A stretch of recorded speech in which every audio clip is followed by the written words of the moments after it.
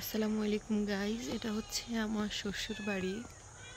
তো এই গাছে অনেক লিচু ছিল, আমরা অলরেডি অনেকগুলো পেরেছি। এই যে আমাদের উপরে দুটো বিড়াল আছে।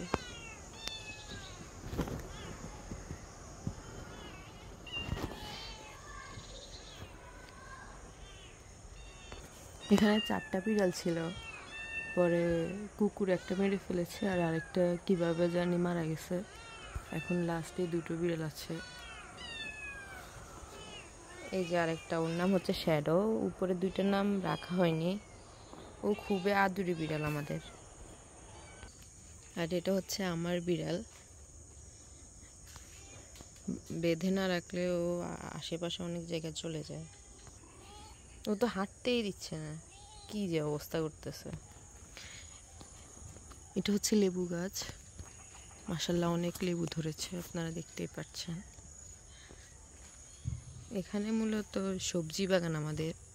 এখানে বেশি সবজি করা হয় না, অল্প একটু বৃষ্টি হলেই পানি উঠে যায়, এজন্য সবজি বেশি করা হয় না। এই যে এখানে অল্প কিছু সবজি আছে। এখানে মূলত আমাদের মাটির চুলায় রান্না করা হয়। এখন ঢেকে রাখা হয়েছে, কারণ আপনারা দেখতেই পাচ্ছেন বাইরে একটু একটু পানি, বৃষ্টি হয়েছিল, এই জন্য ঢেকে দেওয়া হয়েছে। আমাদের এখানে অন্য রসিগড় আছে, যেটা নোয়াখালী ভাষায় রসিগড় বলে। যাই হোক, এখানেও রান্না বান্না করা হয়, কিন্তু আমরা পুরো সিজনে 1 বছর যাবত এখানেই রান্না করি। কারণ বাইরে রান্না করলে আমার শাশুড়ি মার অনেক ভালো লাগে, এজন্য আসলে এখানেই রান্না বান্না করা হয়। আমাদের পুকুর আপনাদেরকে দেখাই। এই যে দেখেন কালো বিড়ালটার অবস্থা, আমার বিড়ালটাকে হাঁটতেই দিচ্ছে না, ধরে রাখতেছে। এই শ্যাডো, শ্যাডো, শ্যাডো, এরকম কেন করতেছ? মার খাবা। আপনাদের আমাদের পুকুর দেখাই। এই যে সে এখানে হাজির। দাঁড়া, দাঁড়া। এই যে পুকুর ঘাট।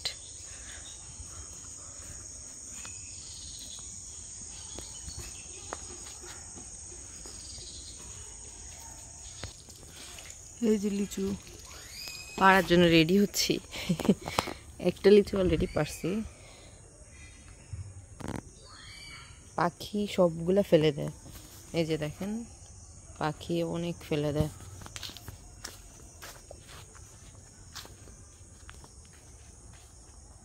এই যে আরেকটা নিচে পড়লে মূলত লিচুগুলো ফেটে যায়। তো আজকে ছিল এই ব্লগটাই। সবাই ভালো থাকবেন, সুস্থ থাকবেন, আমার জন্য দোয়া করবেন। আল্লাহ হাফিজ।